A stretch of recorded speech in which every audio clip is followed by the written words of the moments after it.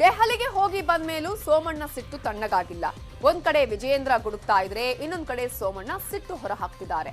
ಇಬ್ಬರ ಜಗಳದಲ್ಲಿ ಬಿಜೆಪಿಗೆ ಆಗ್ತಾ ಇರುವ ಹೊಡೆತ ಅಷ್ಟಿಷ್ಟಲ್ಲ.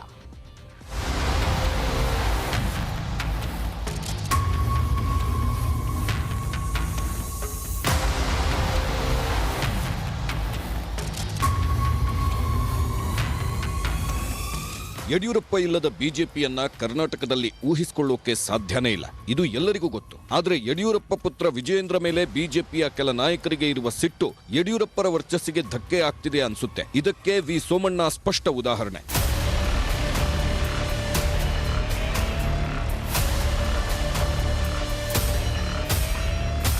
ಸೋಮಣ್ಣ ಸಿಟ್ಟು ನಂಬರ್ 1. ಚಾಮರಾಜನಗರದಲ್ಲಿ ಬಿಜೆಪಿ ರಾಷ್ಟ್ರೀಯ ಅಧ್ಯಕ್ಷ ನಡ್ಡಾ ಕಾರ್ಯಕ್ರಮಕ್ಕೆ ಗೈರಾದ್ರು. ಸೋಮಣ್ಣ ಸಿಟ್ಟು ನಂಬರ್ 2. ಸೋಮಣ್ಣ ಕ್ಷೇತ್ರ ಗೋವಿಂದರಾಜನಗರ ಬಿಜೆಪಿ ಯಾತ್ರೆಯಲ್ಲಿ ಸಚಿವ ಅಶೋಕ್ ಮೇಲೆ ಗರಂ ಆದ್ರು. ಸೋಮಣ್ಣ ಸಿಟ್ಟು ನಂಬರ್ 3. ಬಿಜೆಪಿ ಕಾರ್ಯಕ್ರಮಗಳಿಂದ ದೂರವಿದ್ದ ಸೋಮಣ್ಣ ಪ್ರಧಾನಿ ಮೋದಿ ಬಂದಾಗ ತಣ್ಣಗಿದ್ರು. ಆಮೇಲೆ ನನಗೆ ಎಂಎಲ್ಎ ಆಗಬೇಕು ಅನ್ನೋ ತೆವಲಿಲ್ಲ ಅಂತ ಗುಡುಗಿದ್ರು. ನಾನು ರಾಜಕಾರಣ ಇನ್ನು ಮುಂದೆ ಯಾವ ರೀತಿ ಮಾಡಬೇಕು ಅನ್ನೋದು ನನಗೂ ಗೊತ್ತಿದೆ. ನಾನು ಎಮ್.ಎಲ್.ಎ. ಆಗ್ಬೇಕಂತ ತೇವಲಿಲ್ಲ ನನಗೆ ಇವಾಗ. ಒಬ್ಬ ಒಳ್ಳೆ ಕೆಲಸಗಾರನ್ನ ನೀವೆಲ್ಲ ತಗೊಂಡು ಬಂದು ಏನೂ ಮಾಡದೆ ಹೋದ್ರ ಜೊತೆ ಹೋಲಿಕೆ ಮಾಡಿ ತುಳಿಬೇಡ್ರಪ್ಪ, ಅಲ್ಲಿ ಕೈ ಮುಗಿಬೇಕು. ಸೋಮಣ್ಣ ಸಿಟ್ಟು ನಂಬರ್ 4. ವಿ ಸೋಮಣ್ಣ ಯಡಿಯೂರಪ್ಪ ಪುತ್ರನ ಮೇಲಿದ್ದ ಸಿಟ್ಟನ್ನ ನೇರವಾಗಿ ಹೇಳಲಿಲ್ಲ. ಆದರೆ ಅದೇ ದಿನ ಅವರ ಮಗ ಅರುಣ್ ಹೊರ ಹಾಕಿದ್ರು. ಈಗ ಅಷ್ಟೆಲ್ಲ ಗೆಲ್ಲಿಸ್ಕೊಂಬಂದಿರೋರಿಗೆ ನೀವು ಅವರು ಪಕ್ಷದ ಕೆಲಸ ಮಾಡಿದ್ದಾರೆ, ಪಕ್ಷ ಏನು ಕೊಟ್ಟಿದ್ದಾರೆ ಅಷ್ಟೇ ಕೆಲಸ ಮಾಡಿದ್ದಾರೆ ಅಂತ ಎಲ್ಲೋ ಒಂದು ಕಡೆ ಪಕ್ಷದ ಕೆಲಸ ಅಂತೀರಾ. ಕೇವಲ ಒಂದೇ ಒಂದು ಸೀಟ್ ಗೆಲ್ಸ್ಕೊಂಬಂದವ್ರಿಗೆ ನೀವು ರಾಜ ಹುಲಿ ಮರಿ ಹುಲಿ ಅಂದ್ಕೊಂಡು ನೀವು ಎಲ್ಲೋ ಒಂದು ಕಡೆ ಇದು ಮಾಡಬೇಕಾದ್ರೆ ತಾರತಮ್ಯಗಳು ಎಲ್ಲೂ ಇರಬಾರ್ದು. ಪ್ರತಿಭೆಗೆ ಒಂದೇ ರೀತಿಯಾಗಿ ನೋಡಬೇಕಾಗತ್ತೆ ಹೊರತು ಎಲ್ಲರೂ ಒಂದೇನೇ ಇಲ್ಲಿ ಪಕ್ಷದಲ್ಲಿ. ನಿನ್ನೆ ವಿ ಸೋಮಣ್ಣ ದೆಹಲಿಗೂ ಹೋಗಿ ಬಂದ್ರು. ಹೈಕಮಾಂಡ್ ಮುಂದೆ ದುಃಖ ದುಮ್ಮಾನಗಳನ್ನೆಲ್ಲ ತೋಡಿಕೊಂಡ್ರು. ಇಷ್ಟೆಲ್ಲ ಆಗ್ತಿದ್ದಂತೆ ಸೋಮಣ್ಣ ಹೆಸರೇಳದೆ ವಿಜಯೇಂದ್ರ ಕಿಡಿಕಾರಿದ್ರು. ಆದ್ರಿವತ್ತು ಮತ್ತೆ ಸೋಮಣ್ಣ ಸಿಟ್ಟು ಹೊರಹಾಕಿದ್ರು. ಕೆಲವರು ಯಡಿಯೂರಪ್ಪರ ನಾಯಕತ್ವದ ಬಗ್ಗೆ ಪ್ರಶ್ನೆ ಮಾಡ್ತಕ್ಕಂಥ ಪ್ರಯತ್ನ ಮಾಡ್ತಾರೆ. ಯಡಿಯೂರಪ್ಪರ ನಾಯಕತ್ವದ ಬಗ್ಗೆ ಪ್ರಶ್ನೆ ಮಾಡ್ತಕ್ಕಂಥ ಪ್ರಯತ್ನ ಮಾಡ್ತಾರೆ. ಬಂಧುಗಳ ಒಂದು ಮಾತನ್ನ ಹೇಳ್ತಾನೆ. ಆದ್ರೆ ಯಡಿಯೂರಪ್ಪರ ಬಗ್ಗೆ ಯಡಿಯೂರಪ್ಪರ ಟೀಕೆ ಮಾಡ್ತಕ್ಕಂಥ ಕೆಲವ್ರನ್ನ ನಾನು ಗಮನಿಸ್ತಾ ಇದ್ದೇನೆ. ಯಡಿಯೂರಪ್ಪರ ಬಗ್ಗೆ ಟೀಕೆಯನ್ನು ಮಾಡ್ತಕ್ಕಂಥವ್ರು ಹುಷಾರಾಗಿರ್ಬೇಕು ಅಂತಕ್ಕಂಥ ಮಾತನ್ನ ನೇರವಾಗಿ ಹೇಳ್ತೇನೆ. ನಾನು ಹಿಂದೆ ಮುಂದೆ ನೋಡ್ತಕ್ಕಂಥ ಪ್ರಶ್ನೆನೇ ಇಲ್ಲ. ಯಡಿಯೂರಪ್ಪನವ್ರ ಬಗ್ಗೆ ನಾವೆಲ್ಲೂ ಕೂಡ ಏನೋ ಒಂದು ಮಾತಾಡೋರಲ್ಲ. ಯಡಿಯೂರಪ್ಪನವ್ರು ನಿಮಗೆ ಎಷ್ಟು ನಿಮ್ಗೆ ತಂದೆ ಆಗಿರ್ಬೋದು. ನಾನು ಇಷ್ಟೇ ವಿಜಯೇಂದ್ರ ಅವ್ರಿಗೆ ಹೇಳೋದು, ಯಡಿಯೂರಪ್ಪನವರು ನಿಮ್ಗೊಬ್ಬರಿಗೆ ನಾಯಕರಲ್ಲ, ನಮಗೂ ನಾಯಕರೇ. ಯಡಿಯೂರಪ್ಪನವರು ಮೌನವಾಗಿದ್ದಾರೆ ಅಂತ ಹೇಳಿದ್ರೆ ಅದರ ದೌರ್ಬಲ್ಯ ಅಂತೇಳಿ ಯಾರು ಭಾವಿಸಿದ್ರೆ ಅದ ಪಶ್ಚಾತ್ತಾಪ ಪಡಬೇಕಾಗ್ತದೆ. ಬಂಧುಗಳೇ, ಪಶ್ಚಾತ್ತಾಪ ಪಡಬೇಕಾಗ್ತದೆ. ಕೆಲವು ಸಂದರ್ಭದಲ್ಲಿ ಆಗ್ತಕ್ಕಂಥ ಕೆಲವು ಇದನ್ನ ನಾವು ನಮ್ಮಂಥವರು ಕೂಡ ಸತ್ಯ ಸಂಗತಿಯನ್ನು ಹೇಳಬೇಕಾಗಿರ್ತದೆ. ಯಡಿಯೂರಪ್ಪನವರು ತಮ್ಮ ಕುಟುಂಬವನ್ನು ಬೆಳೆಸಬೇಕಂತೇಳಿ ರಾಜ್ಯದಲ್ಲಿ ರಾಜಕಾರಣವನ್ನು ಮಾಡ್ತಾ ಇಲ್ಲ. ಯಡಿಯೂರಪ್ಪನವರು ಅವರ ಮಕ್ಕಳನ್ನ ರಾಜಕಾರಣದಲ್ಲಿ ತರಬೇಕು ಅಂತೇಳಿ ರಾಜ್ಯದಲ್ಲಿ ಪಕ್ಷ ಸಂಘಟನೆಯನ್ನು ಮಾಡಲಿಲ್ಲ. ಯಡಿಯೂರಪ್ಪನವರು ಯಾವತ್ತೂ ಕೂಡ ಕುಟುಂಬದ ಬಗ್ಗೆ ಚಿಂತನೆಯನ್ನು ಮಾಡಲಿಲ್ಲ. ಹಾಗಾಗಿ ಯಡಿಯೂರಪ್ಪನವ್ರನ್ನ ಟೀಕೆ ಮಾಡ್ತಕ್ಕಂಥ ಸಂದರ್ಭದಲ್ಲಿ ಎಚ್ಚರಿಕೆ ಇರಬೇಕು. ವಿಜಯೇಂದ್ರ ಒಬ್ಬ ಯುವಕ ಇದ್ದಾನೆ, ಬೆಳಿಬೇಕಾದವರು ಇದ್ದಾರೆ. ಅವರ ಒಂದು ಭಾವನೆಗಳನ್ನು ಅವ್ರ ಮುಂದೆ ಏನಾಗಬೇಕು ಅನ್ನೋ ಒಂದು ಕನಸನ್ನು, ಆ ಕನಸಿನಲ್ಲಿ ಅವ್ರು ಹೆಜ್ಜೆ ಹಾಕಿದ್ರೆ ಇನ್ನೂ ಹೈ ಕ್ಲಾಸ್ ಸಿಗುತ್ತದೆ. ಬಂಧುಗಳ ಈ ವೇದಿಕೆ ಮೂಲಕ ಒಂದು ಮಾತನ್ನ ನೇರವಾಗಿ ಹೇಳ್ತಕ್ಕಂಥ ಪ್ರಯತ್ನ ಮಾಡ್ತೇನೆ. ಯಡಿಯೂರಪ್ಪನವರು ಸುಮ್ಮನಿದ್ದಾರೆ ಅಂತ ಹೇಳಿದ್ರೆ ಅದವ್ರ ವೀಕ್ನೆಸ್ ಅಂತ ಹೇಳ್ಕೊಂಡು ತಪ್ಪಾಗ್ತದೆ. ಯಡಿಯೂರಪ್ಪನವ್ರ ಹೋರಾಟನ 100 ಜನ್ಮ ಎತ್ತಿದ್ರು ನಾವು ಯಾರು ಮಾಡೋಕ್ಕಾಗೋದಿಲ್ಲ. ಹಾಗಾಗಿ ಯಡಿಯೂರಪ್ಪನವ್ರನ್ನ ಯಾರು ಕೂಡ ಮೌನವಾಗಿದ್ದಾರೆ, ಮತ್ತೊಂದಿದ್ದಾರೆ ಅಂತ ಏನೇನಿಲ್ಲ. ದಯಮಾಡಿ ಯಡಿಯೂರಪ್ಪನವ್ರು ಯಾರು ಸಾಟಿದ್ರೆ ಯಡಿಯೂರಪ್ಪನವರೇ, ಸೋಮಣ್ಣವ್ರಿಗೆ ಯಾರು ಸಾಟಿ ಸೋಮಣ್ಣೆ. ಹಾಗಾಗಿ ಅದಕ್ಕೆ ಬೇರೆ ಬೇರೆ ವಿಶ್ಲೇಷಣೆಗಳ ಅವಶ್ಯಕತೆ ಇಲ್ಲ.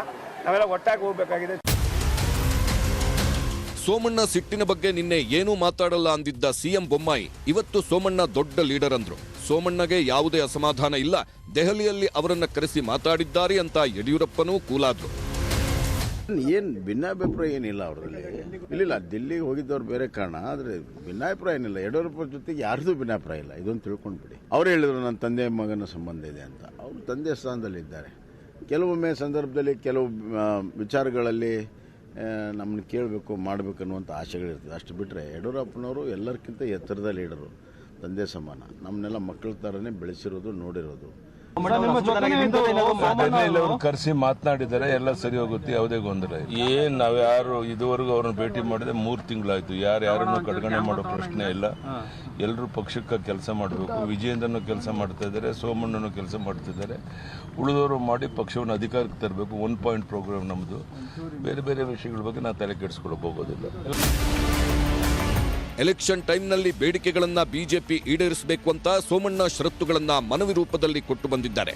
ಆದ್ರೆ ಸೋಮಣ್ಣ ಬೇಡಿಕೆಗಳೆಲ್ಲ ಈಡೇರುತ್ತಾ ಗೊತ್ತಿಲ್ಲ. ಆದ್ರೆ ಒಳಬೇಗುದಿ ಒಳಗೊಳಗೆ ಕುದಿಯುತ್ತಿರುವುದಂತೂ ಸತ್ಯ. Bureau report, news 18. CT Ravi Veerashaiva ಲಿಂಗಾಯತರನ್ನ ಅವಮಾನಿಸಿದ್ರ? ಇಂಥದ್ದೊಂದು ಚರ್ಚೆಗೆ ಕಾರಣ ವೀರಶೈವ ಲಿಂಗಾಯತ ಮುಖಂಡರ ಹೇಳಿಕೆ ಮತ್ತು ಬಿಜೆಪಿ ಹಾಕಿರೋ ಟ್ವೀಟ್. ಈ ಸ್ಟೋರಿ ನೋಡಿದ್ರೆ ನಿಮ್ಗೆ ಗೊತ್ತಾಗುತ್ತೆ.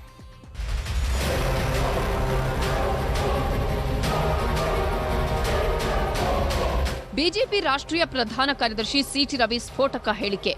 ಬಣಜಗಳ ಜೋರು ಅಂತ ಹೆಡ್ಲೈನ್. ಆಮೇಲೆ ಲಿಂಗಾಯತರಿಗೆ ಪ್ರಾಮುಖ್ಯತೆ ಕೊಡಬೇಕಿಲ್ಲ ಅನ್ನೋ ದಪ್ಪ ಅಕ್ಷರಗಳ ಸಾಲು. ಪತ್ರಿಕೆಯಲ್ಲಿ ಬಂದಿರೋ ಈ ಫೋಟೋ ಹಾಕಿದ್ದು ಸ್ವತಃ ಬಿಜೆಪಿ ಪಕ್ಷದ ಟ್ವಿಟರ್ನಲ್ಲಿ. ಹತಾಶ ಕಾಂಗ್ರೆಸ್ಸಿನ ಸುಳ್ಳಿನ ಫ್ಯಾಕ್ಟರಿಯಿಂದ ಮತ್ತೊಂದು ಸುಳ್ಳು. ತಮ್ಮ ಕಿವಿ ಮೇಲಿಟ್ಟುಕೊಂಡ ಹಾಗೆ ನಾಡಿನ ಪ್ರಬುದ್ಧ ಜನತೆಯ ಕಿವಿ ಮೇಲೆ ಹೂ ಇಡಲು ಸಾಧ್ಯವಿಲ್ಲ ಅಂತ ಈ ಹೇಳಿಕೆ ಕಾಂಗ್ರೆಸ್ನದ್ದು ಅಂತ ಬಿಜೆಪಿ ಆರೋಪಿಸಿದೆ. ಆದರೆ ಲಿಂಗಾಯತ ಮುಖಂಡರು ಇದನ್ನು ಒಪ್ಪಿಕೊಳ್ತಿಲ್ಲ. ನೇರ ಸಿಟಿ ರವಿ ಮೇಲೆ ಸಮರ ಸಾರಿದ್ದಾರೆ. ನಿಮಗೆ ನಾಚಿಕೆ ಆಗಲ್ವಾ? ಇಡೀ ಅಖಂಡ ಕರ್ನಾಟಕದಲ್ಲಿ ಇವತ್ತು ಬಿಜೆಪಿ ಅಸ್ತಿತ್ವಕ್ಕೆ ಬಂದಿದ್ದೆ ವೀರಶೈವ ಲಿಂಗಾಯತರ ಪ್ರಬಲ ಮತ ಬ್ಯಾಂಕದಿಂದ. ಅಂತ ಸಮುದಾಯಕ್ಕೆ ನಿಮ್ಮ ಕೊಡುಗೆ ಏನು? ಚಿಕ್ಕಮಗಳೂರಿನಲ್ಲೇ ವೀರಶೈವ ಲಿಂಗಾಯತರು ಕೂಡ ಪ್ರಬಲವಾಗಿದ್ದು, ನೀವು ಕ್ಷಮೆ ಕೇಳಲಿಲ್ಲ ಅಂದ್ರೆ ನಿಮ್ಮ ಮನೆಗೆ ಬಂದು ಮುತ್ತಿಗೆ ಹಾಕುವಂತ ಕೆಲಸ ನಮ್ಮ ವೀರಶೈವ ಲಿಂಗಾಯತ ಸಂಘಟನಾ ವೇದಿಕೆಯಿಂದ ಮಾಡಬೇಕಾಗುತ್ತೆ. ಲಿಂಗಾಯತ ಪ್ರಮುಖ ನಾಯಕರು ಸಿಟಿ ರವಿ ಬಗ್ಗೆ ಸಿಟ್ಟು ಹೊರ ಹಾಕ್ತಿದ್ದಂತೆ ಸಿಟಿ ರವಿ ಟ್ವೀಟ್ ಮಾಡಿದ್ರು. ಲಿಂಗಾಯತ ಸಮುದಾಯದ ಒಗ್ಗಟ್ಟನ್ನು ಒಡೆಯುವ ಕಾಂಗ್ರೆಸ್ನ ಚಾಳಿ ಎಲ್ಲರಿಗೂ ತಿಳಿದದ್ದೇ ಮತ್ತು ಅದಕ್ಕಾಗಿ ಸುಳ್ಳು ಸುದ್ದಿ ಹಬ್ಬಿಸಲು ಹೆಸದ ಹಂತ ತಲುಪಿದ್ದಾರೆ. ಲಿಂಗಾಯತ ಸಮುದಾಯದಲ್ಲಿ ಬಿಜೆಪಿಯ ಬಗ್ಗೆ ಕೆಟ್ಟ ಅಭಿಪ್ರಾಯ ಮೂಡಿಸಲು ಪತ್ರಿಕೆಯಲ್ಲಿ ಪ್ರಕಟವಾದ ರೀತಿ ಸುಳ್ಳು ಸೃಷ್ಟಿಸಿ ಮಾಧ್ಯಮಗಳಿಗೂ ಅಪಚಾರ ಎಸಗಲಾಗಿದೆ ಅಂತ ಕಾಂಗ್ರೆಸ್ನವರ ಮೇಲೆ ಸಿಟ್ಟು ಹೊರಹಾಕಿದ್ದಾರೆ. ಒಂದು ಫೇಕ್ ನ್ಯೂಸು, ಆ ಸುಳ್ಳು ಸುದ್ದಿಗಳು ಬಹುಶಃ ನನಗೆ ಗೊತ್ತಿರಾಗಿರೋ ಪ್ರಕಾರ ಕಾಂಗ್ರೆಸ್ ಸುಳ್ಳಿನ ಫ್ಯಾಕ್ಟರಿಯಿಂದಲೇ ಈ ಸುಳ್ಳು ಸುದ್ದಿನ ಹಬ್ಬಿಸಿದ್ದಾರೆ. ಮನಸ್ಸಿನಲ್ಲೂ ಆ ರೀತಿ ಜಾತಿ ಬಗ್ಗೆ ಯೋಚನೆ ಮಾಡೋನಲ್ಲ ನಾನು. ನನ್ನನ್ನು ಎಲ್ಲ ಸಮಾಜದವರು ಗೆಲ್ಲಿಸಿದ್ದಾರೆ. ಲಿಂಗಾಯತ ವಿರೋಧಿ ಅಂತ ಭಾವನೆ ಹುಟ್ಟಾಕಬೇಕು ಅಂತ ಒಂದು ಷಡ್ಯಂತ್ರ ನಡೆಸಿದ್ದಾರೆ. ಇದು ಹಿಂದುಗಡೆ ಕಾಂಗ್ರೆಸ್ ಇದೆ. ಆದರೆ ನಾನೇನು ಅಂತ ಜನರಿಗೆ ಗೊತ್ತಿದೆ. ಇಷ್ಟೆಲ್ಲ ಗೊಂದಲಗಳಾಗ್ತಿದೆ ಅನ್ನೋವಾಗಲೇ ಯಡಿಯೂರಪ್ಪ ಬೇಸರ ಹೊರ ಹಾಕಿದ್ರು. ಆ ಥರ ಹೇಳಿಕೆಗಳನ್ನು ಯಾರು ಕೊಡಬಾರ್ದು. ಆ ಥರ ಏನಾರು ಕೊಟ್ಟಿದ್ರೆ ತಪ್ಪು. ನಾನು ಅವ್ರ ಜೊತೆ ಮಾತಾಡ್ತೇನೆ. ಎಲ್ಲ ವರ್ಗದ ಜನ ಅದರ ಬೆಂಬಲದಿಂದಲೇ ನಾವು ಅಧಿಕಾರಕ್ಕೆ ಬರೋಕ್ಕೆ ಸಾಧ್ಯ ಇರುವಂಥದ್ದು. ಈ ರೀತಿ ಮಾತುಗಳು ಯಾರಿಂದಲೂ ಬರಬಾರ್ದು. ಸಿಟಿ ರವಿ ಯಾವಾಗ ಲಿಂಗಾಯತರ ಬಗ್ಗೆ ಮಾತಾಡಿದ್ರು ಅನ್ನೋದು ಯಾರಿಗೂ ಗೊತ್ತಿಲ್ಲ. ವಿಡಿಯೋ ಸಾಕ್ಷಿಗಳೂ ಇಲ್ಲ. ದುರಂತ ಅಂದ್ರೆ ಕಾಂಗ್ರೆಸ್ ಪಕ್ಷದ ಟ್ವಿಟರ್ನಲ್ಲೂ ಸಿಟಿ ರವಿಯವರ ಬಗ್ಗೆ ಯಾವುದೇ ಪೋಸ್ಟ್ ಇಲ್ಲ. ಹಾಗಿದ್ರೆ ಈ ಪೋಸ್ಟ್ ಹಾಕಿದ್ಯಾರು, ಯಾವಾಗ, ಯಾವ ಪತ್ರಿಕೆಯದ್ದು ಅನ್ನೋದನ್ನ ಸಿಟಿ ರವಿಯವರು ಮತ್ತು ಬಿಜೆಪಿಯವರೇ ಖಚಿತಪಡಿಸಬೇಕು. Bureau report, news 18. CT Ravi ಭದ್ರಕೋಟೆಯ ಜಿಲ್ಲೆಯಲ್ಲಿ ಯಡಿಯೂರಪ್ಪ ಅವರಿಗೆ ಮುಜುಗರ ಆಯಿತು. ಬಿಜೆಪಿ ಕಾರ್ಯಕರ್ತರ 2 ಬಣಗಳು ಯಡಿಯೂರಪ್ಪ ಎದುರೇ ಪರ ವಿರೋಧ ಧಿಕ್ಕಾರ ಕೂಗಿದ್ರು. ಬೇಸತ್ತ ಯಡಿಯೂರಪ್ಪ ಪ್ರಚಾರ ಬಿಟ್ಟು ವಾಪಸ್ ಹೋದ್ರು. ಅಷ್ಟಕ್ಕೂ ಅಲ್ಲಿ ಏನಾಯ್ತು ತೋರಿಸ್ತೀವಿ ನೋಡಿ.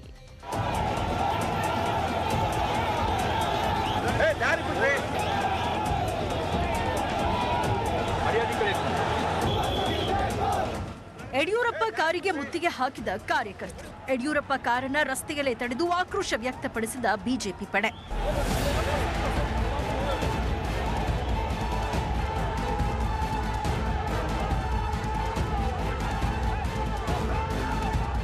ಸಿಟಿ ರವಿ ಮಾತಿಗೂ ಕ್ಯಾರೆ ಅನ್ನಲಿಲ್ಲ.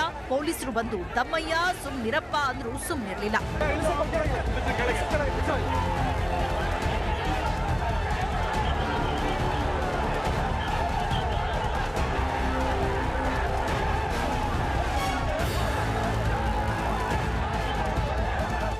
ಬಿಜೆಪಿ ಕಾರ್ಯಕರ್ತರ 2 ಗುಂಪುಗಳ ಕೂಗಾಟ, ಹಾರಾಟ, ಚೀರಾಟ, ಕಿರುಚಾಟಕ್ಕೆ ಬೇಸತ್ತು ಹೋದ ಯಡಿಯೂರಪ್ಪ ಮೂಡಿಗೆರೆಯ ವಿಜಯ ಸಂಕಲ್ಪ ಯಾತ್ರೆಯನ್ನೇ ನಡೆಸದೆ ಅರ್ಧಕ್ಕೆ ವಾಪಸ್ ಹೋದರು.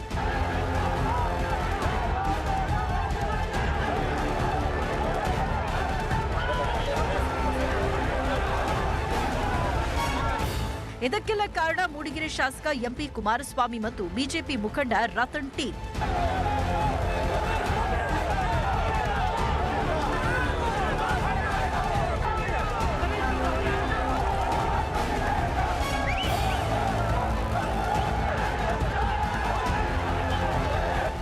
ಹೇಳಿ ಕೇಳಿ ಎಂಪಿ ಕುಮಾರಸ್ವಾಮಿ ಯಡಿಯೂರಪ್ಪ ಅವರ ಮಾನಸ ಪುತ್ರ. ಹಾಗಾಗಿ ಯಡಿಯೂರಪ್ಪ ಎಂಪಿ ಕುಮಾರಸ್ವಾಮಿ ಪರ ಪ್ರಚಾರಕ್ಕೆ ಬಂದಾಗಲೇ ಯಡಿಯೂರಪ್ಪರಿಗೆ ಮುಜುಗರ ಸೃಷ್ಟಿಸಿದ್ರು, ಹೈ ಡ್ರಾಮಾ ಮಾಡಿದ್ರು. ಎಂಪಿ ಕುಮಾರಸ್ವಾಮಿ ಹಠಾವೋ ಬಿಜೆಪಿ ಬಚಾವೋ ಅಂತ ರತನ್ ಬಣ ಪ್ರತಿಭಟನೆ ಮಾಡಿದ್ರು. ಇದಕ್ಕೂ ಮುನ್ನ ರತನ್ ನೇತೃತ್ವದಲ್ಲಿ ಸಾವಿರಾರು ಬಿಜೆಪಿ ಕಾರ್ಯಕರ್ತರು ಕುಮಾರಸ್ವಾಮಿ ವಿರುದ್ಧ ಪ್ರತ್ಯೇಕ ಸಭೆಯನ್ನು ಮಾಡಿದ್ರು. ನಾವು MLA ಕ್ಯಾಂಡಿಡೇಟ್ ಅವರಿಗೆ ಕೊಡಬೇಡಿ ಅಂತ ಹೇಳಿದ್ರು. ಆದರೆ ನಮ್ಮ ರಾಜ್ಯ ನಾಯಕರು, ಜಿಲ್ಲಾ ನಾಯಕರು, ಕೇಂದ್ರ ನಾಯಕರು ಅವರಿಗೆ ಕೊಡ್ತೀವಿ ಅಂತ ಕೊಟ್ಟರು. ಅಪ್ಪಟ ಭಾರತೀಯ ಜನತಾ ಪಾರ್ಟಿಯ ಏನು ಸಂಸ್ಕೃತಿ ಇರುವಂತ ಕಾರ್ಯಕರ್ತರು ಎಲ್ಲರೂ ಒಟ್ಟಾಗಿ ಮತವನ್ನು ನೀಡಲಿಲ್ಲ. ಎಲ್ಲರೂ ಮನೆಯಲ್ಲೇ ಕೂತರು ಓಟ್ ಹಾಕ್ತಾರೆ. ನಮಗೆ ಅವರ ತತ್ವ ಒಪ್ಪಲ್ಲ. ಅವರು ಸರಿಯಾದ ಅಭ್ಯರ್ಥಿ ಅಲ್ಲ ನಮ್ಮ ಪಾರ್ಟಿಗೆ. ನಿಮ್ಮ ಕ್ಷೇತ್ರದಲ್ಲಿ ನಿಮ್ಮ ಪಕ್ಷದವರೇ ನಿಮ್ಮ ವಿರುದ್ಧ ಧಿಕ್ಕಾರ ಕೂಗ್ತಿದ್ದಾರೆ, ಯಾಕೆ ಅಂತ ಕೇಳಿದ್ರೆ ಶಾಸಕ ಎಂಪಿ ಕುಮಾರಸ್ವಾಮಿ ಕಣ್ಣೀರಿಟ್ರು. ನಾನು ದಲಿತ ಅಂತ ಹೀಗೆಲ್ಲ ಮಾಡ್ತಿದ್ದಾರೆ ಅಂತ ಗೋಳಾಡಿದ್ರು. ಒಬ್ಬರು SC ಆದರೆ ಈ ಥರ ಮಾಡ್ತಾರೆ, ಸಭೆನೇ ಭಂಗಪಡಿಸಿದ್ದಾರೆ. ಎಷ್ಟು ಕಷ್ಟಪಟ್ಟು ನಾವೆಲ್ಲ ಮಾಡಿದ್ವಿ. ಎಲ್ಲ ಗೌಡ ಹುಡುಗರು ಎಲ್ಲರೂ ಕೂಡ ಸಹಕರಿಸಿದ್ದಾರೆ. ಕೆಲವೊಂದು ಗುಂಪು ಮೊದಲಿನಂಗೆ ಉಳ್ಕೊಂಡ್ಬಂದು ದಬ್ಬಾಳಿಕೆ ಮಾಡಿದ್ದಾರೆ. ಅದು ಪಕ್ಷ ಅದು ಏನು ಹೇಳ್ತಾರೆ ನಾನು ಕೇಳ್ತೇನೆ, ನಾನಂತೂ ವಿರಮಿಸೋದಿಲ್ಲ. ಏನ್ ಸರ್, ನೀವು ಬಂದಾಗ್ಲೇ ಈ ತರ ಮೂಡಿಗೆರೆ ಬಿಜೆಪಿಯಲ್ಲಿ ಗಲಾಟೆ ಆಗ್ತಿದೆ ಅಂದ್ರೆ ಯಡಿಯೂರಪ್ಪ ಕೂಲ್ ಆಗಿ ರಿಯಾಕ್ಟ್ ಮಾಡಿದ್ರು. ಅದಿರ್ಲಿ, ಅವೆಲ್ಲ ಎದುರಿಸೋಣ ರೀ. ಪಕ್ಷ ತೀರ್ಮಾನ ತಗೊಳುತ್ತೆ, ಸೂಕ್ತವಾದ ತೀರ್ಮಾನ ಪಕ್ಷ ತಗೊಳುತ್ತೆ. ಅದರಂತೆ ಇರ್ಲಿ, ಸ್ವಾಭಾವಿಕ ಗೆಲ್ಲುವಂತ ಪಕ್ಷದಲ್ಲಿ ಇರ್ತಾರೆ. ಅದನ್ನ ಯಾವ ರೀತಿ ಎದುರಿಸಬೇಕು ಅದನ್ನ ಎದುರಿಸ್ತಾರೆ. ನಮ್ಮ ಕೇಂದ್ರದ ನಾಯಕರು ತೀರ್ಮಾನ ಮಾಡ್ತಾರೆ. ಮೂಡಿಗೆರೆ ಕ್ಷೇತ್ರದಲ್ಲಿ ಹೈ ಡ್ರಾಮಾವೇ ನಡೀತಾ ಇದೆ. ಯಡಿಯೂರಪ್ಪ ಇದ್ರೆ ಮೂಡಿಗೆರೆ ಬಿಜೆಪಿ ಕಾರ್ಯಕರ್ತರು ಪಕ್ಷದ ಮಾನ ಹರಾಜು ಹಾಕಿದ್ದಾರೆ. ಇಷ್ಟು ದಿನ 4 ಗೋಡೆ ಮಧ್ಯೆ ನಡೀತಾ ಇದ್ದ ಜಗಳ ಬೀದಿಗೆ ಬಂದಿದೆ.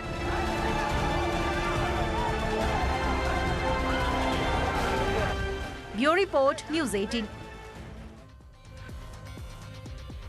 ಈ ಬಾರಿ ಕರುನಾಡಲ್ಲಿ ಕಾಂಗ್ರೆಸ್ ವಿಜಯ ಭೇರಿ ಸಾಧಿಸಲು ಶತ ಪ್ರಯತ್ನ ಮಾಡ್ತಿದೆ. ಕೈ ಕಲಿಗಳಿಗೆ ಮತ್ತಷ್ಟು ಬೂಸ್ಟರ್ ನೀಡೋದಕ್ಕೆ ರಾಜ್ಯಕ್ಕೆ ಮಾರ್ಚ್ 20ರಂದು ರಾಹುಲ್ ಗಾಂಧಿ ಭೇಟಿ ನೀಡುತ್ತಿದ್ದಾರೆ. ನಮಗೆ ಶಕ್ತಿ ಕೊಡಲು ರಾಹುಲ್ ಗಾಂಧಿ ಬರ್ತಿದ್ದಾರೆ ಅಂತ ಕೆಪಿಸಿಸಿ ಅಧ್ಯಕ್ಷ DK ಶಿವಕುಮಾರ್ ಹೇಳಿದ್ರು. ಇನ್ನು ಬೆಳಗಾವಿಯಲ್ಲಿ ಇವತ್ತು ಬಿಜೆಪಿ ವಿರುದ್ಧ ಸಿದ್ದರಾಮಯ್ಯ ವಾಗ್ದಾಳಿ ನಡೆಸಿದ್ರು. ಮಹಾರಾಷ್ಟ್ರ ಅನಗತ್ಯವಾಗಿ ಗಲಾಟೆ ಮಾಡ್ತಿದೆ, ಇದು ಕನ್ನಡಿಗರ ಸ್ವಾಭಿಮಾನ ಕೆಣಕುವ ಕೆಲಸವಾಗ್ತಿದೆ. ಕನ್ನಡಿಗರ ಹಕ್ಕು ರಕ್ಷಣೆ ಮಾಡೋದ್ರಲ್ಲಿ ಸಿಎಂ ವಿಫಲರಾಗಿದ್ದಾರೆ ಅಂತ ಮಾಜಿ ಸಿಎಂ ಸಿದ್ದರಾಮಯ್ಯ ಕಿಡಿಕಾರಿದ್ರು. ಎಲೆಕ್ಷನ್ ಹತ್ತಿರ ಬರ್ತಿದೆ ಅಂದ್ರೆ ಸಾಕು, ಎಲ್ಲಾ ಪಕ್ಷಗಳ ಅಭ್ಯರ್ಥಿಗಳು ಕಾರ್ಯಕರ್ತರು ಫುಲ್ ಅಲರ್ಟ್ ಆಗೋಗ್ತಾರೆ. ಪ್ರತಿ ಕ್ಷಣನೂ ರಾಜಕೀಯ ಪಕ್ಷಗಳಿಗೆ ಗೆಲುವಿನ ಕುದುರೆ ಏರೋದಕ್ಕೆ ಶತ ಪ್ರಯತ್ನ ಮಾಡ್ತಿದ್ದಾರೆ. ಮತ ಪ್ರಭುವನ್ನ ಒಲಿಸಲು ಮಾಡುವ ಸರ್ಕಸ್ ಹೇಗಿರುತ್ತೆ ಅನ್ನೋದು ರಾಜ್ಯದಲ್ಲಿನ ಚುನಾವಣಾ ಚದುರಂಗದಲ್ಲಿ ನೋಡೋಣ. ತುಮಕೂರು ಜಿಲ್ಲೆಯ ಕೊರಟಗೆರೆ ಇಂದು ಕೇಸರಿಮಯವಾಗಿತ್ತು. ಬಿಜೆಪಿ ವಿಜಯ ಸಂಕಲ್ಪ ಯಾತ್ರೆ ಹಿನ್ನೆಲೆ ಎತ್ತ ನೋಡಿದ್ರು ಬಿಜೆಪಿ ಬಾವುಟ, ಫ್ಲೆಕ್ಸ್ಗಳು ರಾರಾಜಿಸುತ್ತಿದ್ವು. ಸಿಎಂ ಬಸವರಾಜ ಬೊಮ್ಮಾಯಿ, ಸಚಿವ ಆರ್ ಅಶೋಕ್, ಬಿಸಿ ನಾಗೇಶ್, ಕೊರಟಗೆರೆ ಟಿಕೆಟ್ ಅಭ್ಯರ್ಥಿ ಅನಿಲ್ ಕುಮಾರ್ ರೋಡ್ ಶೋ ಮೂಲಕ ಶಕ್ತಿ ಪ್ರದರ್ಶನ ಮಾಡಿದ್ರು. ರೋಡ್ ಶೋ ಆರಂಭಕ್ಕೂ ಮುನ್ನ ಬಿಜೆಪಿ ಟಿಕೆಟ್ ಆಕಾಂಕ್ಷಿಗಳಾದ ಲಕ್ಷ್ಮೀಕಾಂತ್ ಹಾಗೂ ಅನಿಲ್ ಕುಮಾರ್ ನಡುವಿನ ಕಿತ್ತಾಟ ತಾರಕಕ್ಕೇರಿತ್ತು.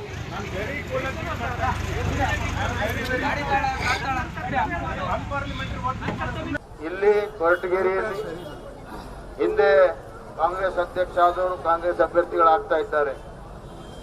ಕಾಂಗ್ರೆಸ್ ಇವತ್ತು ಕೊರಟಗೆರೆಯಲ್ಲಿ ಕಾಂಗ್ರೆಸ್ ಅಭ್ಯರ್ಥಿ ಯಾರು ಫೈಟ್ ಮಾಡ್ತಾ ಇದ್ದಾರೆ, ಕಾಂಗ್ರೆಸ್ನವ್ರ ಜೊತೆಗೆ ಫೈಟ್ ಇದೆ. ಅವರು ಎಲ್ಲಿ ಸಿದ್ದರಾಮಯ್ಯ ಬಂದು ಸೋಲಿಸ್ತಾನೋ, ಕಳೆದ ಬಾರಿ ಎಲ್ಲಿ DK ಶಿವಕುಮಾರ್ ಬಂದು ಸೋಲಿಸ್ತಾನೋ, ಅವರವರ ಮಧ್ಯೆ ಫೈಟ್ ಇದೆ. ಗದಗದಲ್ಲೂ ಕೇಂದ್ರ ಸಚಿವೆ ಸ್ಮೃತಿ ಇರಾನಿ ನೇತೃತ್ವದಲ್ಲಿ ವಿಜಯ ಸಂಕಲ್ಪ ಯಾತ್ರೆ ನಡೆಯಿತು.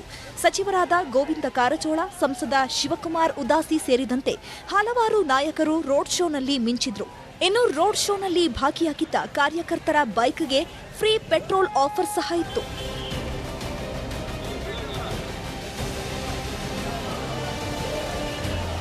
ವಿಜಯಪುರದಲ್ಲಿ ಕೇಂದ್ರ ಸಚಿವೆ ಸಾಧ್ವಿ ನಿರಂಜನ್ ಜ್ಯೋತಿ, ರಾಜ್ಯ ಮಹಿಳಾ ಮೋರ್ಚಾ ಅಧ್ಯಕ್ಷೆ ಗೀತಾ ವಿವೇಕಾನಂದ ನೇತೃತ್ವದಲ್ಲಿ ಬಿಜೆಪಿ ಮಹಿಳಾ ಮೋರ್ಚಾ ಸಮಾವೇಶ ನಡೆಯಿತು. ಈ ವೇಳೆ ಮಹಿಳೆಯರಿಗೆ ಬ್ಲೌಸ್ ಪೀಸ್ ನೀಡಲಾಯಿತು. ಬ್ಲೌಸ್ ಪೀಸ್ ಪಡೆಯಲು ಮಹಿಳೆಯರು ತಾ ಮುಂದು ನಾ ಮುಂದು ಎಂದು ನುಗ್ಗಿದ್ದಾರೆ.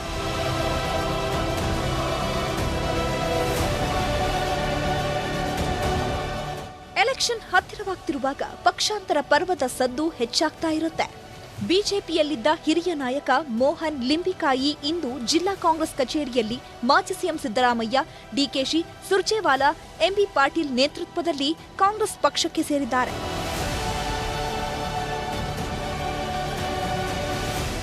ನಾಳೆಯಿಂದ 2 ದಿನಗಳ ಕಾಲ ಬಿಜೆಪಿ ರಾಷ್ಟ್ರೀಯ ಅಧ್ಯಕ್ಷ ಜೆಪಿ ನಡ್ಡಾ ರಾಜ್ಯ ಪ್ರವಾಸ ಮಾಡುತ್ತಿದ್ದಾರೆ. ಕೋಟೆನಾಡು, ಚಿತ್ರದುರ್ಗದಲ್ಲಿ ರಥಯಾತ್ರೆ ಹಾಗೂ ತುಮಕೂರಿನಲ್ಲಿ ಸಾರ್ವಜನಿಕ ಸಭೆಯಲ್ಲಿ ಭಾಗಿಯಾಗಿ ರಾಜ್ಯ ಕೇಸರಿ ಪಾಳಯಕ್ಕೆ ಮತ್ತಷ್ಟು ಶಕ್ತಿ ತುಂಬಲಿದ್ದಾರೆ. ಬೆಳಗಾವಿಯಲ್ಲಿ ಟಿಕೆಟ್ ವಿಚಾರಕ್ಕೆ ಲಕ್ಷ್ಮಣ ಸವದಿ, ಮಹೇಶ್ ಕುಮಟಳ್ಳಿ ನಡುವೆ ವಾರ್ ನಡೀತಿದೆ. ಸವದಿ ಜೊತೆ ಯಾವುದೇ ಒಪ್ಪಂದ ಆಗಿಲ್ಲ ಎಂದ ಕುಮಟಳ್ಳಿ ಒಂದೇ ದಿನದಲ್ಲಿ ಉಲ್ಟಾ ಹೊಡೆದಿದ್ದಾರೆ. ನಾವಿಲ್ಲಿ ಬರೋಕ್ಕಿಂತ ಮೊದಲು ಸೌದಿ ನಾವು ಒಪ್ಪಂದ ಮಾಡ್ಕೊಂಡು ಬಂದಿವಲ್ಲ, ಅಥವಾ ಯಾವುದೂ ಇಲ್ಲ. ನಾವಾಗಲಿ ಸೌದಿ ಆಗಲಿ ಎಲ್ಲಿಯೂ ಕೂಡ ನಾವು ಯಾವುದೇ ವಿಷಯವನ್ನು ಸ್ಟೇಟ್ಮೆಂಟ್ ಕೊಟ್ಟಿಲ್ಲ.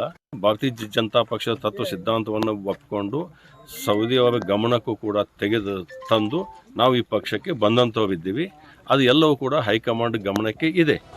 ಹಾಸನದಲ್ಲಿ ಟಿಕೆಟ್ ಗೊಂದಲದಲ್ಲೇ ಪಂಚರತ್ನ ಯಾತ್ರೆ ನಡುವೆ ಸ್ವರೂಪ್ ಅಬ್ಬರದ ಪ್ರಚಾರ ಮಾಡುತ್ತಿದ್ದಾರೆ.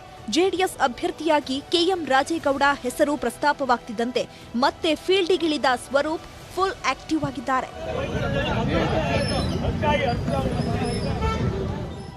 ಹಾಸನ ಜಿಲ್ಲೆ ಅರಕಲಗೂಡು ಕ್ಷೇತ್ರದ ದೇವರಮುದ್ದನಹಳ್ಳಿಯಲ್ಲಿ ಮಾಜಿ ಸಿಎಂ ಕುಮಾರಸ್ವಾಮಿ ಪಂಚರತ್ನ ಯಾತ್ರೆ ನಡೆಸಿದ್ದಾರೆ. ಇನ್ನೊಂದೆಡೆ ದಳಪತಿಗಳ ಟೀಕೆಗೆ ಅರಸೀಕೆರೆ ಶಾಸಕ ಕೆಎಂ ಶಿವಲಿಂಗೇಗೌಡ ವಾರ್ನಿಂಗ್ ಕೊಟ್ಟಿದ್ದಾರೆ. ಹೌದು, ರಾಜಕೀಯದಲ್ಲಿ ಸ್ವಂತ ಅಣ್ಣ ತಮ್ಮಂದ್ರೆ ಯುದ್ಧಕ್ಕೆ ನಿಲ್ತಾರೆ, ಸ್ವಂತ ಅಣ್ಣ ತಮ್ಮಂದ್ರೆ ಬೇರೆ ಆಗಿ ಹೋಗ್ತಾರೆ. ಹೌದು, ನಮಗೂ ಅವ್ರಿಗೂ ಭಿನ್ನಾಭಿಪ್ರಾಯ ಬಂದಿದೆ. ನಿಮ್ಮ ಪಾಡಿ ನೀವಿರಿ, ನಮ್ಮ ಪಾಡಿ ನಾವಿರ್ತೀವಿ. ಅವೆಲ್ಲ ಸುಮ್ಮನೆ ನಿಮ್ಮದು ನಾವು ಹೇಳಕ್ ಹೋದ್ ನೀವೇ ಅಂತ ಒಂದು ಹೇಳಕ್ ಹೋದ್ರೆ ನಾನು ಹೇಳ್ತೀನಿ, ನಾಳೆ ಪ್ರೆಸ್ ಮೀಟ್ ಮಾಡಿ ಹೇಳ್ತೀನಿ ನಾನು. ಕಾಫಿನಾಡು ಚಿಕ್ಕಮಗಳೂರಿನಲ್ಲಿ ಯುಗಾದಿ ಹಬ್ಬದ ಹೆಸರಿನಲ್ಲಿ ಗಿಫ್ಟ್ ಪಾಲಿಟಿಕ್ಸ್ ಜೋರಾಗಿದೆ. ಬಿಜೆಪಿಯೇ ಮತ್ತೊಮ್ಮೆ ಭರವಸೆ ಎಂದು ಬರೆದಿರುವ ಹಾಗೂ ಶಾಸಕ ಸಿಟಿ ರವಿ ಭಾವಚಿತ್ರವಿರೋ ಕವರ್ನಲ್ಲಿ ಯುಗಾದಿ ಹಬ್ಬದ ಹೆಸರಿನಲ್ಲಿ ಸೀರೆ, ತೆಂಗಿನಕಾಯಿ, ಆಹಾರ ಸಾಮಗ್ರಿಗಳ ಕಿಟ್ ವಿತರಿಸಲಾಗುತ್ತಿದೆ.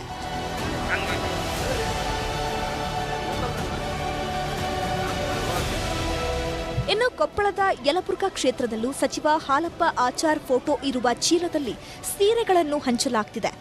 ಕೈ ಚೀಲದ ಮೇಲೆ ಹಾಲಪ್ಪ ಆಚಾರ್ ಅಳಿಯ ಗೌರ ಬಸವರಾಜ್ ಹೆಸರು ಜಲಯಜ್ಞ ಅಂತ ಪ್ರಿಂಟ್ ಮಾಡಿ ಸೀರೆ ಹಂಚುತ್ತಿದ್ದಾರೆ. ಇದು ರಾಜ್ಯ ರಾಜಕೀಯ ಚುನಾವಣಾ ಅಖಾಡದಲ್ಲಿ ಇವತ್ತಿನ highlights. Bureau report, news 18. Bengaluru Mysuru express highway toll ಸಂಗ್ರಹದ ದಂಗಲ್ ಇಂದು ಕೂಡ ಮುಂದುವರೆದಿದೆ. ಕಣಿಮಿಣಿಕಿ ಟೋಲ್ ಪ್ಲಾಜಾ ಬಳಿ ಹೈ ಡ್ರಾಮಾವೇ ನಡೆಯಿತು. ಈ ಕುರಿತ ಕಂಪ್ಲೀಟ್ ಡೀಟೇಲ್ಸ್ ನಿಮ್ಮ ಮುಂದೆ. ಲೋಕಾರ್ಪಣೆಯಾದರೂ ನಿಲ್ಲದ ಹೈವೇ ದಂಗಲ್. ಟೋಲ್ ಸಂಗ್ರಹ ವಿರುದ್ಧ ಬೀದಿಗಿಳಿದ ಜೆಡಿಎಸ್.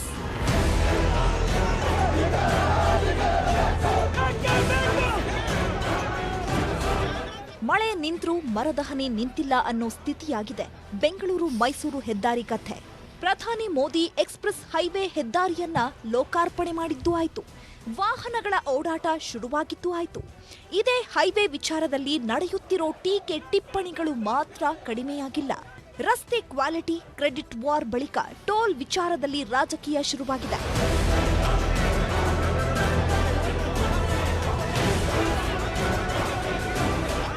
ಕಳೆದ 3 ದಿನಗಳಿಂದ ಎಕ್ಸ್ಪ್ರೆಸ್ ಹೆದ್ದಾರಿ ಟೋಲ್ ಸಂಗ್ರಹಕ್ಕೆ ವ್ಯಾಪಕ ವಿರೋಧ ವ್ಯಕ್ತವಾಗ್ತಿದ್ದು, ಇವತ್ತು ಯುವ ಜನತಾದಳ ರಾಜ್ಯಾಧ್ಯಕ್ಷ ನಿಖಿಲ್ ಕುಮಾರಸ್ವಾಮಿ ನೇತೃತ್ವದಲ್ಲಿ ನೂರಾರು ಜೆಡಿಎಸ್ ಕಾರ್ಯಕರ್ತರು ಪ್ರತಿಭಟನೆ ನಡೆಸಿದ್ರು. ಬಿಡದಿ ಬಳಿಯ ಕಣಿಮಿಣಿಕಿ ಟೋಲ್ ಬಳಿಯೇ ನಡು ರಸ್ತೆಯಲ್ಲೇ ಪೊಲೀಸ್ ಭಾರೀ ಭದ್ರತೆ ನಡುವೆಯೂ ಏಕಾಏಕಿ ನುಗ್ಗಿ ಧರಣಿ ಕುಳಿತು ಆಕ್ರೋಶ ವ್ಯಕ್ತಪಡಿಸಿದ್ರು.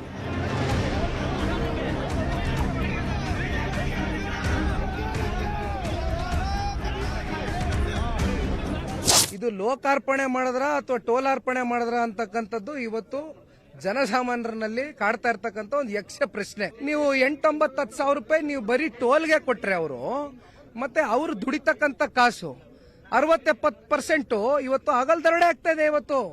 ಇವತ್ತು ಟೋಲ್ನ ಹೆಸರಿನಲ್ಲಿ ಹಗಲು ದರೋಡೆ ಮಾಡ್ತಾ ಇರೋದು ಏನಕ್ಕೆ? ಇದನ್ನ ನಾವು ನಮ್ಮ ಪಕ್ಷದ ನಾಯಕರು ಕುಮಾರಣ್ಣವರು ಅದನ್ನ ನಾವು ಖಂಡಿಸ್ತಾ ಇದ್ದೇವೆ. ನಮ್ಮ ಹಳ್ಳಿ ಜನ ನಾವು ಟೋಲ್ ಕಟ್ಬಿಟ್ಟು ಯಾಕೆ ಓಡಾಡಬೇಕು? ಇವ್ರು ಯಾಕೆ ಸರ್ವಿಸ್ ರಸ್ತೆಗಳನ್ನ ಮಾಡಲಿಲ್ಲ? ಟೋಲ್ ಸಂಗ್ರಹ ವಿಚಾರಕ್ಕೆ ಕಾಂಗ್ರೆಸ್ ಹಾಗೂ ಬಿಜೆಪಿ ನಾಯಕರ ನಡುವೆಯೂ ಟಾಕ್ ವಾರ್ ಜೋರಾಗಿದೆ. ಮೂಲ ಸೌಕರ್ಯಗಳೇ ಕಲ್ಪಿಸಿಲ್ಲ, ಈ ಟೋಲ್ ಎಲ್ಲರಿಗೂ ಮಾರಕ ಅಂತ ಡಿಕೆಶಿ ಕಿಡಿಕಾರಿದ್ರು. ಸರ್ವಿಸ್ ರಸ್ತೆಯಲ್ಲಿ ಸಂಚಾರಕ್ಕೆ ಅವಕಾಶವಿದೆ, ಕಾನೂನು ಪ್ರಕಾರವೇ ಎಲ್ಲವೂ ಆಗ್ತಿದೆ ಅಂತ ಡಿಕೆಶಿ ಹೇಳಿಕೆಗೆ ಸಿಎಂ ತಿರುಗೇಟು ಕೊಟ್ರು. ಎಲ್ಲ ಕೆಲಸ ಆದ್ಮೇಲೆ ರೋಡೇ ರೆಡಿ ಆಗ್ಲಿಲ್ಲ. ಯಾವ ಟೋಲು ರೋಡ್ ಎಲ್ಲಿ ರೆಡಿ ಆಯ್ತು, ಅಲೈನ್ಮೆಂಟೇ ಸರಿ ಇಲ್ಲ, ಸರ್ವಿಸ್ ರೋಡ್ ಆಗ್ಲಿಲ್ಲ. ಈಗ ನಾನು ಟೋಲ್ ಅಲ್ಲಿ 230 ರೂಪಾಯಿ ಕಟ್ತಾ ಇದ್ದೀನಿ. ನ್ಯಾಷನಲ್ ಹೈವೇ ಬರೋಕ್ಕಿಂತ ಮುಂಚಿದ್ದು ಟೋಲ್ ಅಂತೂ ಎಲ್ಲರಿಗೂ ಗೊತ್ತಿದೆ. ಜನಸಾಮಾನ್ಯರಲ್ಲ, ಇದು ರಾಜಕೀಕರಣ ಮಾಡ್ತಾ ಇದ್ದಾರೆ. ವಿಶೇಷವಾಗಿ ಕಾಂಗ್ರೆಸ್ಸಿನ ಅಧ್ಯಕ್ಷ ಡಿ ಕೆ ಶಿವಕುಮಾರ್ ಅವರು ಕಾನೂನು ಬಿಟ್ಟಂತೂ ಮಾಡೋದಿಲ್ಲ. ಭಾಳಷ್ಟು ಸರ್ವಿಸ್ ರೋಡಲ್ಲೇ ಬಿಟ್ಟಿದ್ದೀವಿ, ಅಲ್ಲೆಲ್ಲೂ ಟೋಲ್ ಇಲ್ಲ. ವಿನಾಕಾರಣ ರಾಜಕಾರಣ ಆಗ್ತಾ ಇದೆ. ಈ ನಡುವೆ ಹೆದ್ದಾರಿ ಪ್ರಾಧಿಕಾರದ ಅಧಿಕಾರಿಗಳು ಟೋಲ್ ಸಂಗ್ರಹಕ್ಕೆ ವ್ಯಾಪಕ ವಿರೋಧವಾದ ಹಿನ್ನೆಲೆ ರಸ್ತೆ ಬಳಕೆ ಅನುಗುಣವಾಗಿ ಟೋಲ್ ಸಂಗ್ರಹ ಮಾಡುವ ವ್ಯವಸ್ಥೆಗೆ ಡಿಪಿಆರ್ ಸಲ್ಲಿಕೆ ಮಾಡಿದ್ದಾರಂತೆ. ಆದರೆ ಈ ಯೋಜನೆ ಕಾರ್ಯರೂಪಕ್ಕೆ ಬರಲು ಹಲವು ತಿಂಗಳುಗಳೇ ಕಾಯಬೇಕಿದೆ. Bureau report, news 18.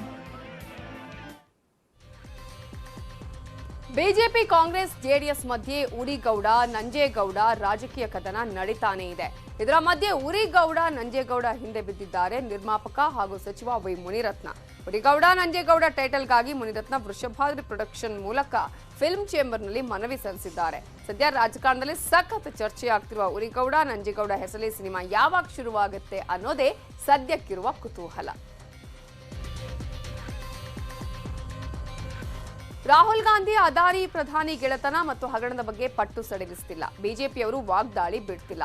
ಇಬ್ಬರ ಜಗಳಕ್ಕೆ ಸಂಸತ್ ಕಲಾಪ ಹಾಳಾಗ್ತಿದೆ. ಈಗ ಎಲ್ಲದಕ್ಕೂ ಉತ್ತರ ಕೊಡ್ತೀನಿ, ಅವಕಾಶ ಕೊಡಿ ಅಂತ ರಾಹುಲ್ ಸ್ಪೀಕರ್ಗೆ ಮನವಿ ಮಾಡಿದ್ದಾರೆ.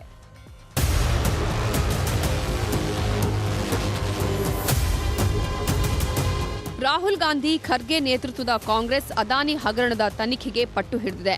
ಜೆಪಿಸಿ ರಚಿಸಿ ಅಂತಿದೆ. ಇನ್ನೊಂದು ಕಡೆ ಲಂಡನ್ನಲ್ಲಿ ಭಾರತದ ಪ್ರಜಾಪ್ರಭುತ್ವಕ್ಕೆ ಅಗೌರವ ತೋರಿಸಿದ್ದೀರಾ, ಕ್ಷಮೆ ಕೇಳಿ ಅಂತ ಬಿಜೆಪಿ ಹಾಡಿದ್ದನ್ನೇ ಹಾಡ್ತಿದೆ. ಆದರೆ ರಾಹುಲ್ ಗಾಂಧಿ ಇವತ್ತು ಹೊಸ ರಾಗ ತೆಗೆದಿದ್ದಾರೆ. ಸಂಸತ್ನಲ್ಲಿ ಮಾತಾಡ್ತೀನಿ, ಅವಕಾಶ ಕೊಡಿ. तो आज सुबह मैं पार्लियामेंट गया और मैंने स्पीकर से कहा कि मैं पार्लियामेंट में बोलना चाहता हूं, अपनी बात रखना चाहता हूं. सरकार के शायद चार मंत्रियों ने मेरे ऊपर आरोप लगाया है, हाउस में आरोप लगाया है. तो मेरा हक है कि मुझे पार्लियामेंट हाउस में अपनी बात रखनी देनी चाहिए. अदानी प्रधानी डील ಬಗ್ಗೆ ಉತ್ತರ ಕೊಟ್ಟಿಲ್ಲ. मेन सवाल है वो अभी भी टेबल पे है. अदानी जी और प्रधानमंत्री का रिश्ता क्या है? जो डिफेंस कॉन्ट्रैक्ट्स अदानी जी को दिए जा रहे हैं वो क्यों दिए जा रहे हैं? जो श्रीलंका में, बांग्लादेश में बात हुई है वो क्यों हुई, किसने की? ऑस्ट्रेलिया में जो प्रधानमंत्री जी और स्टेट बैंक के चेयरमैन और अदानी जी के साथ जो मीटिंग हुई वो क्यों हुई, उसमें क्या डिस्कस हुआ? तो ये सब सवाल हैं जो प्रधानमंत्री जिसके जवाब नहीं दे पा रहे. ಸ್ಪೀಕರ್ ಓಂ ಬಿರ್ಲಾ ಅವರನ್ನ ಭೇಟಿ ಮಾಡಿ ಬಂದ ರಾಹುಲ್ ಗಾಂಧಿ ಕೊಟ್ಟ ಹೇಳಿಕೆ ಇದು. ಈ ಮಧ್ಯೆ ಕಾಂಗ್ರೆಸ್ನವರು ಸುಮ್ಮನೆ ಇಲ್ಲ. ಅದಾನಿ ಹಗರಣದ ವಿರುದ್ಧ ತನಿಖೆಗೆ ಜೆಪಿಸಿ ರಚಿಸಿ ಅಂತ ಸಂಸದೆದುರು ಖರ್ಗೆ ನೇತೃತ್ವದಲ್ಲಿ ಎಡರಂಗದ ಬಹುತೇಕ ನಾಯಕರು ಬ್ಯಾನರ್ ಹಿಡಿದು ಪ್ರತಿಭಟನೆ ಮಾಡಿದ್ರು.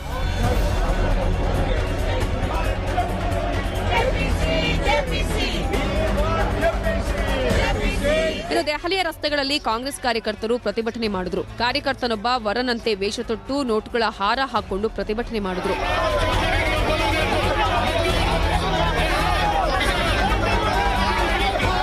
ಅದಾನಿ ಸಮೂಹ ಕಂಪನಿ ನಡೆಸಿದೆ ಎನ್ನಲಾದ ಹಗರಣದ ವಿರುದ್ಧ 16 ವಿರೋಧ ಪಕ್ಷಗಳ ಸಂಸದರು ಜಾರಿ ನಿರ್ದೇಶನಾಲಯಕ್ಕೆ ಇಮೇಲ್ ಮೂಲಕ ದೂರು ಸಲ್ಲಿಸಿದ್ದಾರೆ. ರಾಜಕೀಯ ಪ್ರೇರಿತ ಮೊಕದ್ದಮೆಗಳನ್ನು ಹುರುಪಿನಿಂದ ಕೈಗೆತ್ತಿಕೊಳ್ಳುವ ಇಡಿಯು ಅದಾನಿ ಹಗರಣ ವಿಚಾರದಲ್ಲಿ ತನ್ನ ಕರ್ತವ್ಯದಿಂದ ನುಣುಚಿಕೊಳ್ಳುವಂತಿಲ್ಲ ಎಂದು ಪತ್ರದಲ್ಲಿ ಹೇಳಲಾಗಿದೆ.